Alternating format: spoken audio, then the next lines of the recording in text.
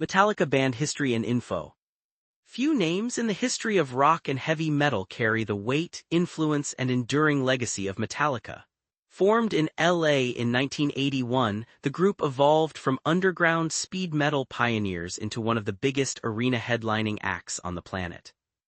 Over a career spanning more than 4 decades, Metallica has sold over 125 million records worldwide, redefined heavy music multiple times, and earned a place among the big four of thrash metal alongside Megadeth, Slayer, Anthrax, and Metallica, Kirk Hammett, Lars Ulrich, Robert Trujillo, and James Hetfield. 1. Formation and the Thrash Underground, 1981 to 1983. The origin of Metallica traces back to late 1981, when Danish-born drummer Lars Ulrich placed a classified advertisement in an LA newspaper named The Recycler, looking for musicians to jam with. Vocalist and rhythm guitarist James Hetfield responded. Though their initial session was rough around the edges, Ulrich's deep passion for the new wave of British heavy metal NWOBHM, bands like Iron Maiden, Diamond Head, and Saxon, complemented Hetfield's raw rhythm playing and soaring riffs.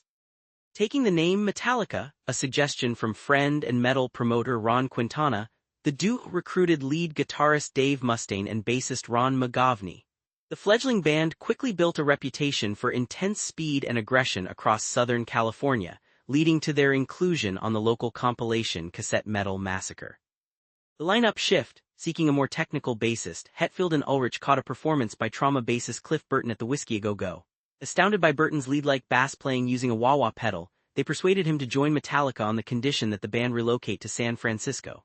In early 1983, Mustaine was dismissed from the band due to volatile personal conflicts. He was replaced by Exodus guitarist Kirk Hammett.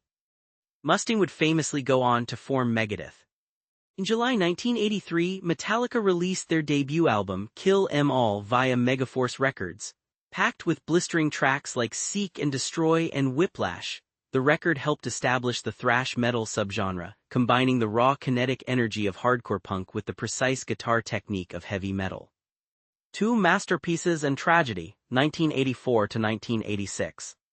Metallica expanded their songwriting scope with their sophomore release, Ride the Lightning 1984. The album demonstrated newfound maturity with tracks ranging from fast-paced thrash, Creeping Death, to the complex acoustic-electric arrangement of Fade to Black, and the multi-movement instrumental The Call of Cthulhu. Their critical peak arrived with 1986's Master of Puppets, released through major label Elektra Records. Considered by fans and critics alike as one of the single greatest metal albums ever recorded, Master of Puppets blended brutal speed with intricate classical structures, dynamic tempo shifts, and dark thematic explorations of control, addiction, and power. Key milestone? In 2003, Master of Puppets became the first heavy metal recording ever inducted into the Library of Congress National Recording Registry for being culturally, historically, or aesthetically significant. Tragedy struck in September 1986 during a European tour. While traveling between concert dates in Sweden, the band's tour bus skidded off the road and flipped over. Cliff Burton was thrown from his bunk and killed instantly at age 24.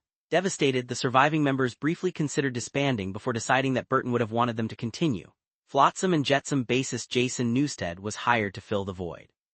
3. Global Superstardom and the Black Album, 1988 to 1993. Metallica returned to the studio and produced 1988's And Justice for All. Known for its complex, progressive song structures and distinct dry mix, where Newsted's bass tracks were notoriously turned down low, the album yielded the band's first music video and hit single, 1. In 1991, Metallica teamed up with producer Bob Rock to record their self-titled 5th album, universally referred to as the Black Album. Moving away from 8-minute progressive thrash tracks, the band crafted concise, mid-tempo hard rock anthems with massive production polish.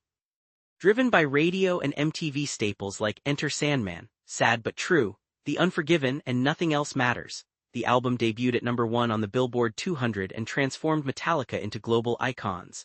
The Black Album has gone on to sell more than 16 million copies in the US alone, making it one of the best-selling records of the Nielsen SoundScan era. 4. Nuance, Napster and Internal Turmoil, 1996 to 2003. The mid to late 1990s marked a dramatic artistic shift.